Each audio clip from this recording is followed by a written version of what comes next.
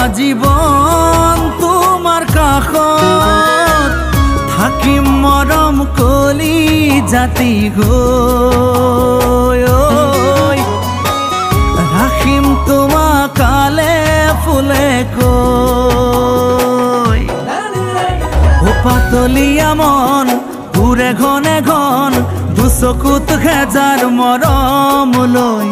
কুহুমীয়া হ'ল বুকুৰে প্ৰণয় সাৱতি ধৰিবলৈ